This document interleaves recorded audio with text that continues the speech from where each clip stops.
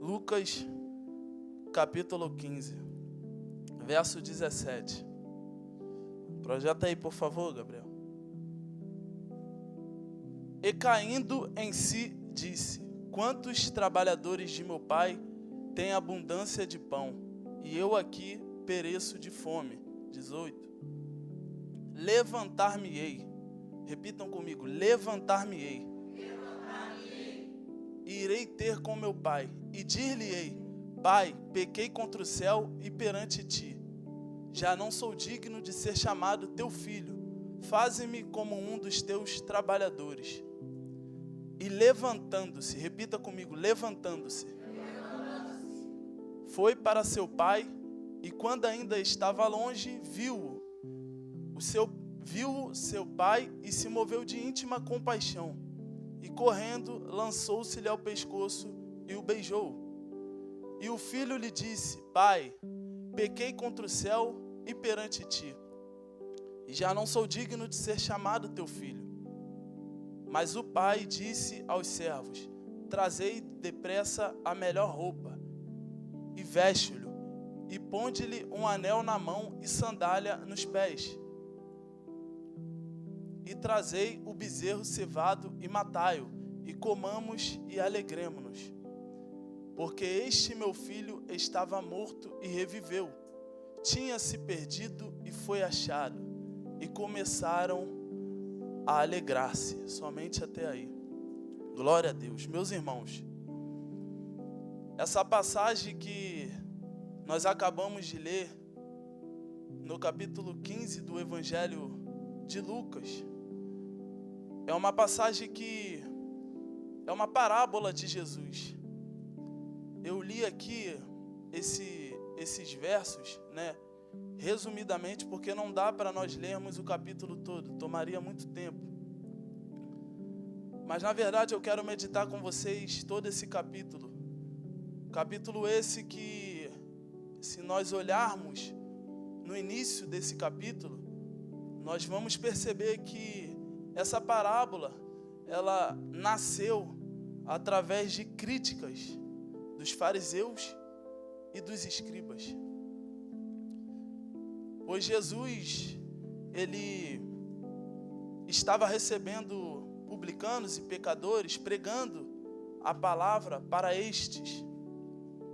E através disso, os fariseus e escribas, eles fazem críticas, murmurações, é o que diz no início do capítulo.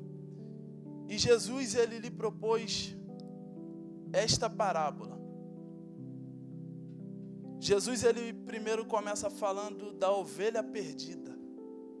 Repitam comigo: ovelha perdida. Ovelha perdida.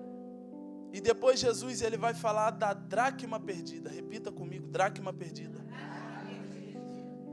E no final, conforme nós lemos, Jesus, ele fala do filho pródigo, que é o filho perdido. Repita comigo: filho perdido.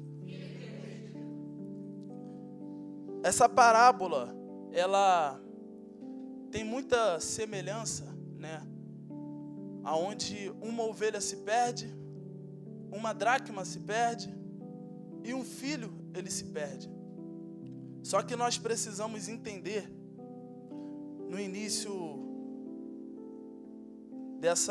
sobre a ovelha perdida, eu vou falar um pouco sobre essa ovelha perdida e vou trazer a diferença entre a ovelha, a dracma e o filho. E eu quero começar falando da ovelha. Que Jesus, ele fala: que homem, ele faz uma pergunta: que homem dentre vós, tendo 100 ovelhas e perdendo uma delas, não deixa no deserto as 99 e vai após a perdida até que venha achá-la? Você encontra isso no verso 4. E em seguinte ele fala: e achando-a, põe-a sobre os seus ombros gostosos. Então, chegando a casa, convoca os amigos e vizinhos, dizendo-lhes: alegrai-vos comigo, porque já achei a minha ovelha perdida. Jesus, ele vai falar da ovelha perdida. A ovelha, nós sabemos que significa algo, um animal inocente, um animal totalmente dependente. Diferentemente de alguns dos outros animais, por exemplo, o leão, ele é um animal totalmente independente. ele caça para ele poder comer, ele tem que ir atrás, né, do seu mantimento, se é que podemos dizer assim, né? E ele é totalmente independente, assim como o crocodilo, né, assim como outros diversos animais. Mas a ovelha, ela é diferente. A ovelha, ela precisa de um pastor, ela precisa de um cuidado. E Jesus, ele vai fazer essa pergunta: que homem dentre vós, tendo 100 ovelhas, não deixa as 99 no deserto e vai após a essa perdida, até que ache? Nós precisamos entender que tem pessoas que Jesus, ele faz questão de ir atrás, porque essas pessoas, elas precisam de um cuidado especial. Não se espante quando vocês verem um dos pastores, um pastor ou alguém fazer tanta questão de uma pessoa ou tratar com cuidado especial. Não é porque eles fazem diferenciação, não é porque eles preferem uma ou outras, não. É porque eles sabem, eles têm a sabedoria de entender que tem pessoas que precisam de um cuidado especial, porque senão se perde. Porque, como a gente sabe, a ovelha, ela significa a inocência, se perdeu por acaso. E aí esse homem, ele vai atrás dessa ovelha. E quando ele acha essa ovelha, a Bíblia diz, né, Jesus, ele diz que esse homem, ele convida os seus amigos e os seus vizinhos, né, se alegrando. E aí Jesus, ele vai terminar no 7 dizendo: digo-vos que assim haverá mais alegria no céu por um pecador que se arrepende mais do que por 99 justos que não precisam de arrependimento. E aí Jesus, ele vai falar da dracma perdida. Repitam comigo: dracma perdida. A dracma perdida, diferente da ovelha perdida, que se perdeu, a dracma, ela se perde mais dentro de casa. A Bíblia diz que Jesus, né, ele vai dizer e vai fazer uma pergunta: qual a mulher que tendo 10 dracmas, se perdeu uma dracma, não acende a candeia, varre a casa e busca com diligência até a achar? E achando-a, convoca amigas e vizinhas, dizendo: alegrai-vos comigo, porque já achei a dracma perdida. Se nós formos trazer isso aqui para os nossos dias atuais, a dracma perdida, ela significa alguém que está na casa, alguém que vem para a igreja, alguém que está no ministério, mas está perdido. Alguém que vem para a igreja aos domingos, mas na segunda está fazendo tudo aquilo que Jesus não gosta. Alguém que vem para a igreja às terças-feiras, mas chega lá no mundo e envergonha o nome de Jesus. Alguém que vai para a igreja às quartas-feiras e quando chega lá fora não dá um bom testemunho. A dracma perdida, ela é alguém que está no culto, mas está perdida, não tem mais comunhão com Deus. A dracma perdida, ela é alguém que está no culto, mas não ora mais. A dracma perdida, ela é alguém que está aqui no culto, mas só ora quando o pastor pede para ajoelhar no início do culto. A dracma perdida, ela é alguém que está aqui no culto, mas quantos anos você não faz mais um jejum? Quanto tempo você não busca mais a Deus com o seu coração? Quanto tempo você só faz aquelas orações robóticas? Senhor, abençoa. Senhor, abençoa. Quanto tempo que você não entrega o seu coração para Deus?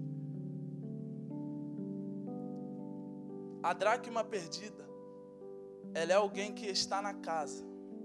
Mas você veio aqui nessa noite, você está aqui na casa e veio aqui nessa noite, mas hoje o Senhor está te encontrando de volta.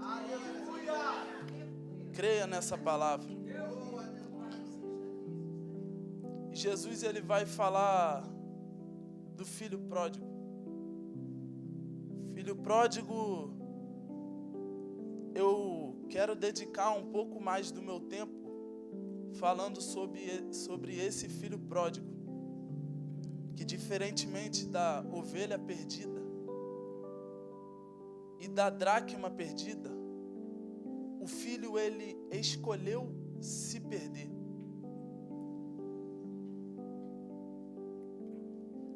Esse filho, Jesus ele diz assim, e disse, eu vou ler para vocês, um certo homem tinha 2 filhos, e o mais moço deles disse ao pai, pai, dá-me parte dos bens que me pertence, e ele repartiu por eles a fazenda.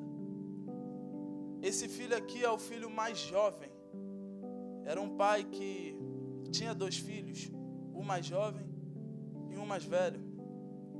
E o mais jovem, ele decide pedir ao pai uma parte na herança. Nós temos que ter muito cuidado com o que nós vamos pedir para Deus.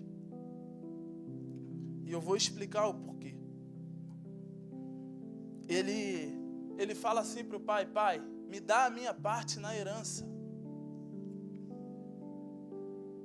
E se nós colocarmos isso nos nossos dias atuais, nós sabemos que, na maioria dos casos, herança, ela só é herdada quando os seus pais morrem. Na maioria dos casos, né? Essa herança ela só é concedida após a morte dos pais. E esse filho, ele pede antecipadamente essa herança, porque ele não quer mais viver na cerca do pai, ele não quer mais viver na presença do pai.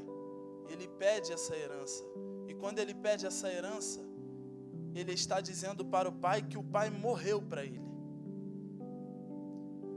Conforme eu disse, nos nossos dias atuais, quando os pais morrem, essa herança que ela é concedida para o filho. E quando esse filho, ele pede para o pai essa herança, ele está dizendo para o filho, pai, você morreu para mim.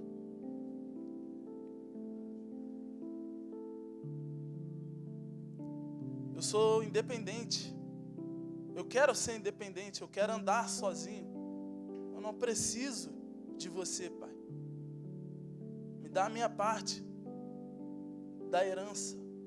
E esse filho, ele me parece ser bastante inteligente.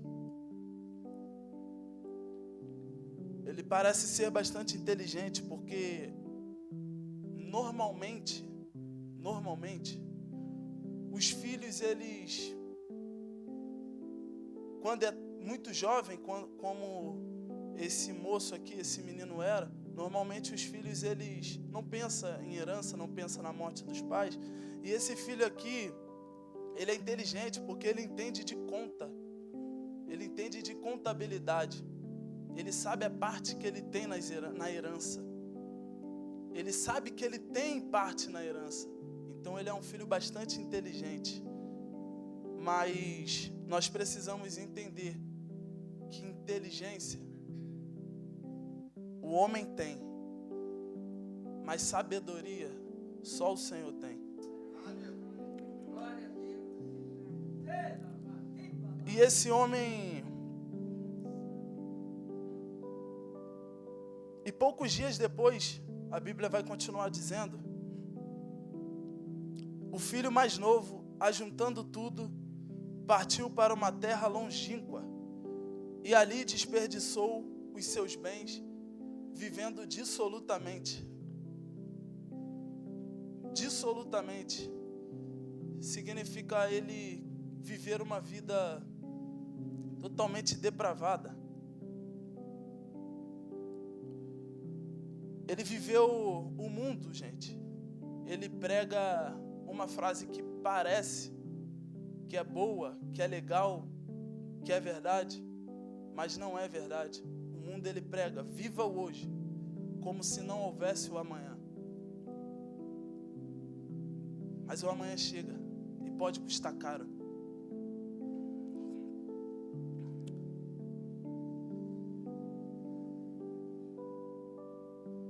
E ele ajunta tudo e vai para uma terra muito distante, que a Bíblia vai dizer, e gasta tudo, dissolutamente. E a Bíblia vai dizer no verso 14. Gabriel, se puder colocar aí, por favor, para a galera ir acompanhando, por gentileza. E havendo ele já gasto tudo, houve naquela terra uma grande fome, e começou a padecer necessidades. Esse filho, ele gasta tudo, ele vive o hoje como se não houvesse o amanhã, mas o amanhã ele chegou na vida desse filho, e custou muito caro. A Bíblia diz que houve naquela terra um tempo de fome, e esse filho, ele não tinha mais nada. Agora esse filho, ele está longe do pai. Agora esse filho, ele vive independente e não consegue viver longe do pai. E ele começa a padecer necessidades. No verso 15 vai dizer que ele chegou a um dos cidadãos daquela terra e pediu um emprego, pediu um trabalho. E esse homem, ele concede esse trabalho. E ele manda esse filho ir ao campo para apacentar porcos. Nós temos que ter muito cuidado com as atitudes que nós vamos tomar. Porque enquanto, talvez você pense em desistir, talvez você pense em parar, talvez você está achando que está difícil, está pesado. Mas tenha certeza de uma coisa: enquanto você está aqui na presença do Pai, você não toca em porco. Aleluia. Esse filho chega naquela... E agora ele está no campo, cuidando dos porcos. E a Bíblia diz que ele deseja se alimentar das comidas que os porcos comiam.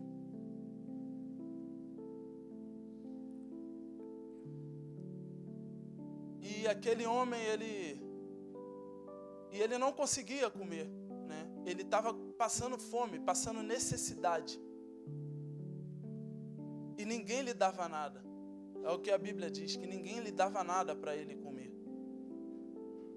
Mas a Bíblia diz, a gente lembra no início, que esse homem, ele totalmente, como é que eu posso dizer, com a sua consciência, ele pede para se perder. Ele estava totalmente consciente quando ele pediu a parte dele nos bens. E agora no verso 17, vai dizer assim: e caindo em si, disse: quantos jornaleiros de meu pai têm abundância de pão, e eu aqui pereço de fome. E caindo em si, repita comigo, e caindo em si.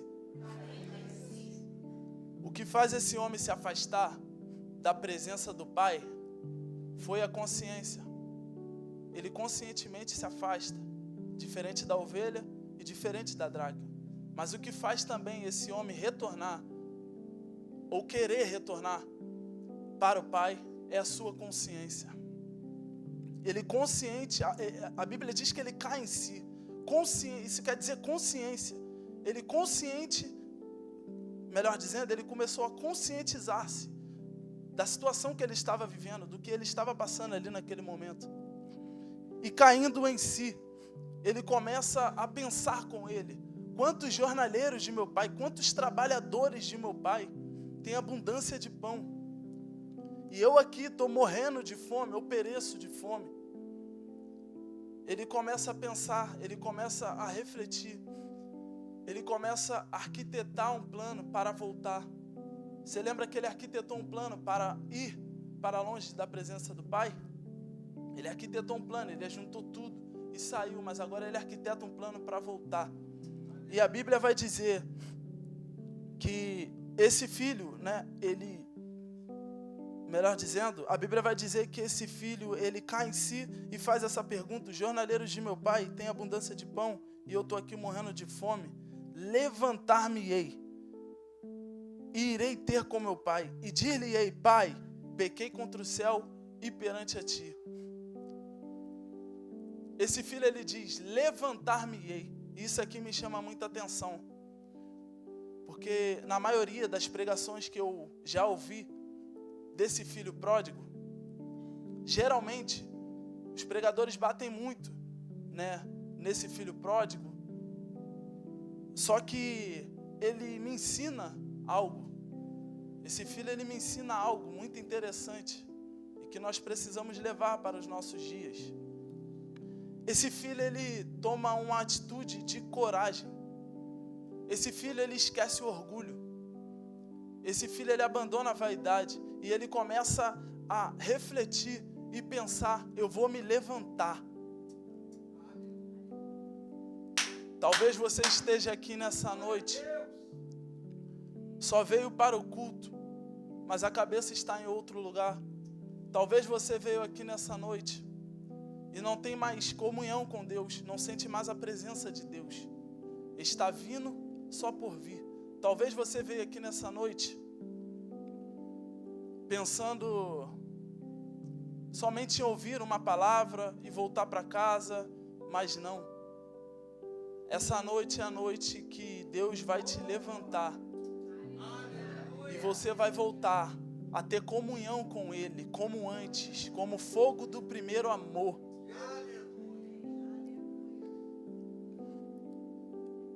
E agora ele vai dizer, Jesus vai dizer, né? E levantando-se, foi para seu pai. Quando ainda estava longe, viu-o seu pai e se moveu de íntima compaixão.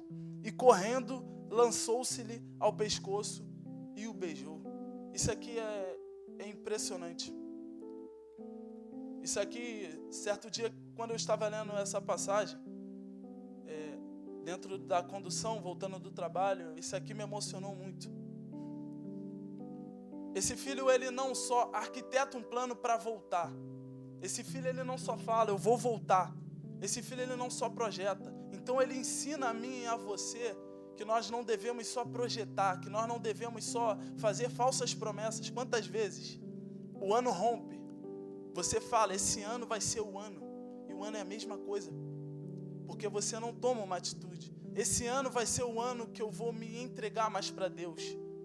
Você projeta isso, mas isso não acontece. Porque você não tem uma atitude de fazer com que isso mude. Esse ano vai ser o ano que eu vou pagar as minhas dívidas antigas. Mas você não paga.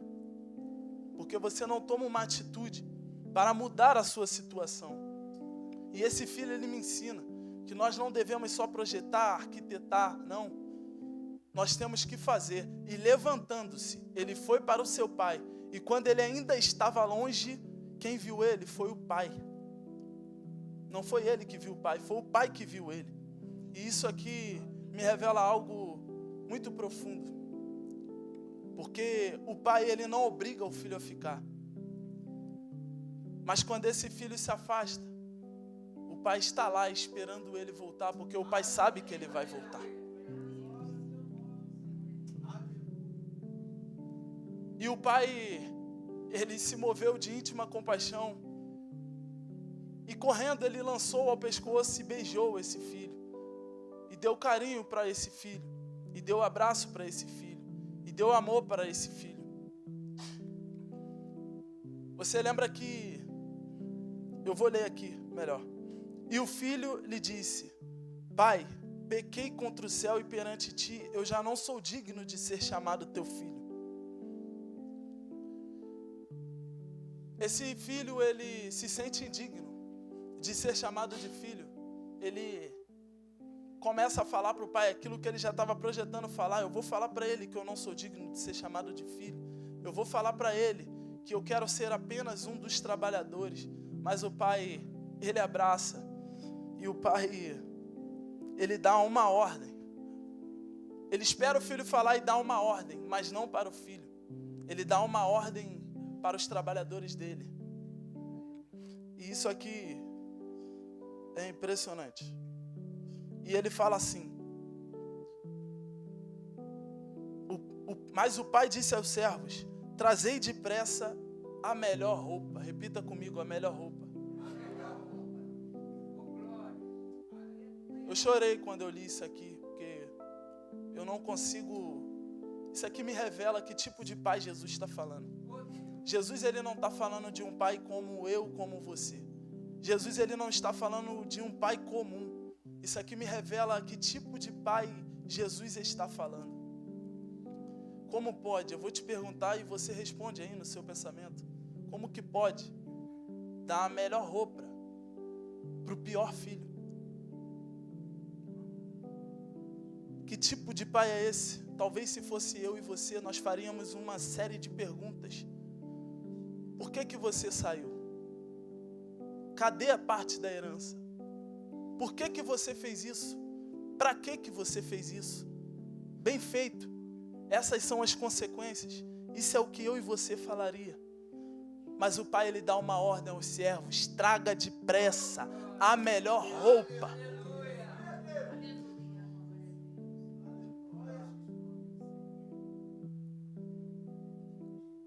Que tipo de pai pode dar o melhor para aquele que é o pior?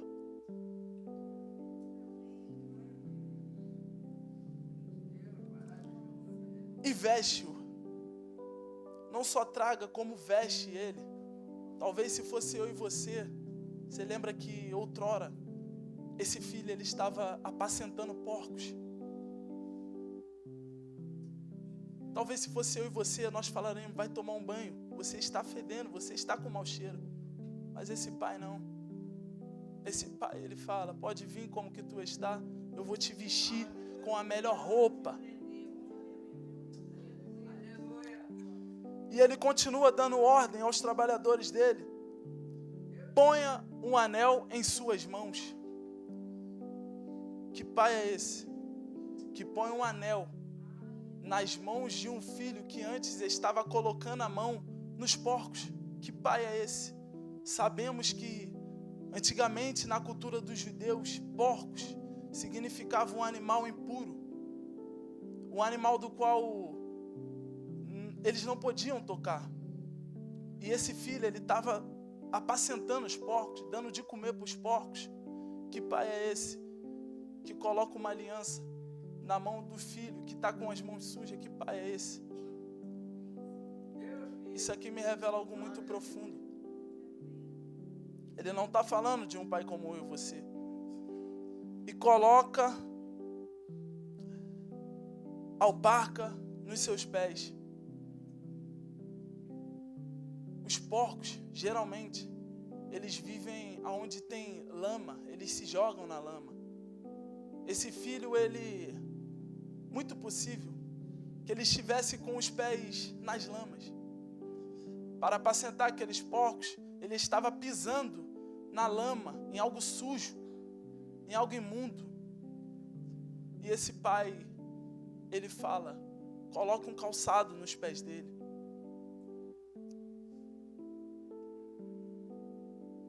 Ele não está falando de um pai como eu e você. Que pai é esse que dá o melhor para aquele que é o pior? Que pai é esse?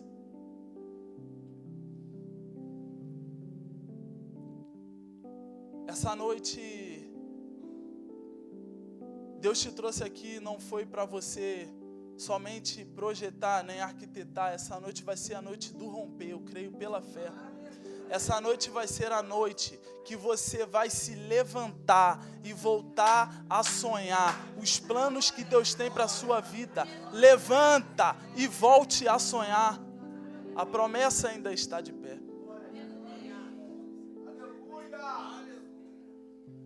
Que pai é esse, meus irmãos, que dá o melhor para o pior? Eu vou te falar que pai que deu o melhor para os piores. João 3,16.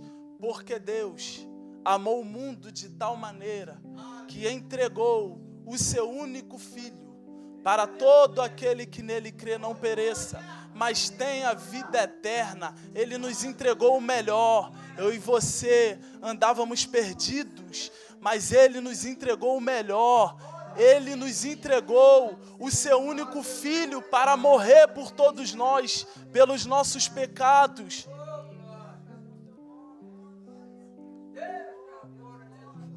Ele sofreu naquele madeiro por mim e por você.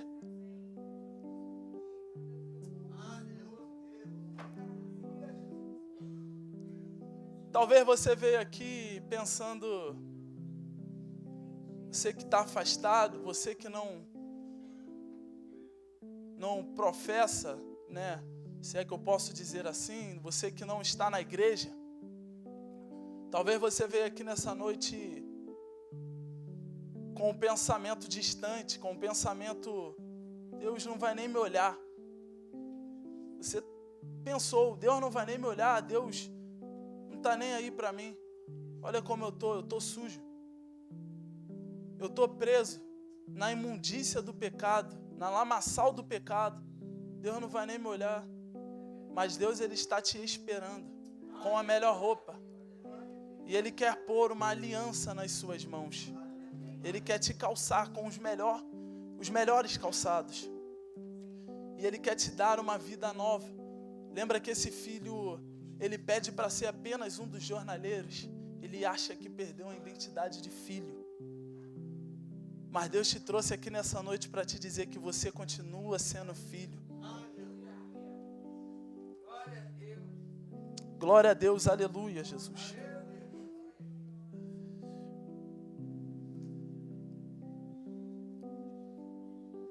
E ele continua falando. E trazei o bezerro cevado e matai-o. Então comamos e nos alegremos, porque este meu filho estava morto e reviveu. Tinha se perdido e foi achado. E começaram a alegrar-se. Talvez, não sei se você sabe, mas Deus, nós iniciamos esse culto com os joelhos dobrados.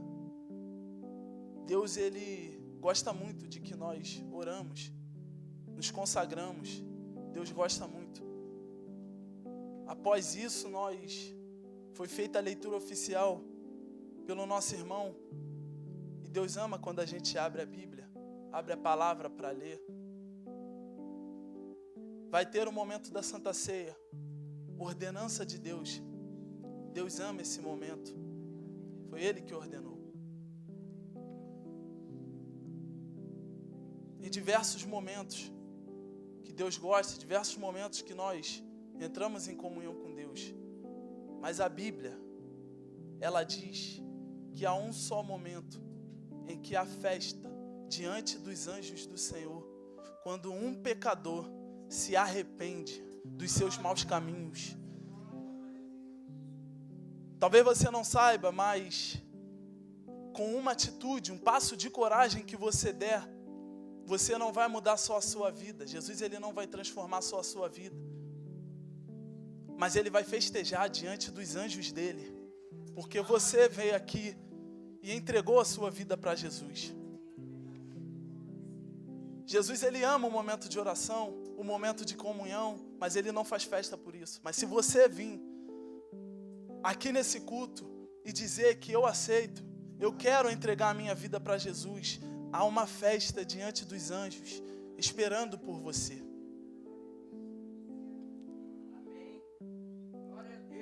Essa palavra, ela mexeu muito comigo. Ela mexeu muito comigo porque eu anotei aqui um esboço para falar um montão de coisa. Acabou que eu não consigo acompanhar, é um pouco difícil. Da última vez eu consegui, mas o Senhor é o que Ele colocou no meu coração. Ele colocou isso no meu coração para falar desse filho. Esse filho somos eu e você. Nós somos os piores, mas Ele nos entrega o melhor que Ele pode nos proporcionar. E é por isso que nós estamos aqui nessa noite, lavados, remidos, salvos pelo sangue do Cordeiro.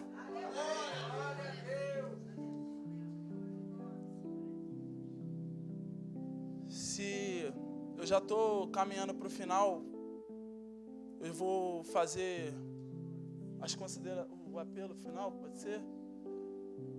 Eu sei que é difícil tomar uma decisão, um passo, né? Uma decisão dessa, eu sei que é bem difícil, porque foi difícil para mim e acredito que para todos que estão aqui. Mas é o que Deus colocou no meu coração para falar, para perguntar. Se tem alguém aqui que precisa voltar para a casa do Pai, para a presença do Pai, saiba que Ele está te esperando para te vestir com a melhor roupa, para colocar um calçado nos seus pés. Mas se tem alguém aqui também que, assim como a dracma perdida, está no templo, está na igreja, mas não sente mais a presença, que precisa voltar ao primeiro amor, se tem alguém aqui nessa noite, você pode vir aqui na frente, que os pastores vão fazer uma oração por vocês. Sei que vai ter um momento de Santa Ceia, mas é o que está no meu coração. Se tem alguém aqui que precisa entregar a sua vida para Jesus, para que haja festa diante dos anjos do Senhor através da sua vida, e você não vai... É impressionante que o inimigo, ele luta muito, o diabo, ele luta muito. Eu presenciei isso quando eu estava no mundo, o quanto que era difícil. Às vezes eu ia na igreja, eu ia um culto ou outro, era difícil, mas eu ia. E é muito difícil você, mais que estava no meu coração, mas era muito difícil eu entregar minha vida de fato para Jesus. O diabo, ele reluta muito, porque não é sobre nós apenas. Não é sobre nós. É sobre uma geração inteira. E eu pude presenciar isso quando eu aceitei a Jesus, quando eu deixei Ele entrar na minha vida. Quão grandes coisas Ele tem feito na minha família, através da minha vida. E eu pude presenciar isso, e é por isso que o diabo, ele luta muito contra a nossa alma. É por isso que quando Jesus, ele estava no deserto, o diabo, ele tentou Jesus de todas as formas possíveis, porque ele sabia o que Jesus veio fazer. E é por isso que ele tenta tanto contra a sua vida, porque ele sabe que não é apenas sobre você, mas é sobre uma geração inteira, é sobre os seus amigos, é sobre a sua família, é sobre a sua casa, sobre o seu filho, é sobre toda a sua parentela. Através da sua vida, Deus, ele não vai fazer algo pequeno, ele vai fazer uma regeneração por completa. Se tem alguém aqui nessa noite que ouviu essa palavra e precisa entregar a sua vida para Jesus, que vem aqui, que os pastores vão estar orando. Se tem alguém aqui que, como aquela dracma perdida, precisa de uma oração, levanta a sua mão que os pastores vão estar orando por vocês. Amém? Eu agradeço a minha oportunidade. Deus abençoe a igreja.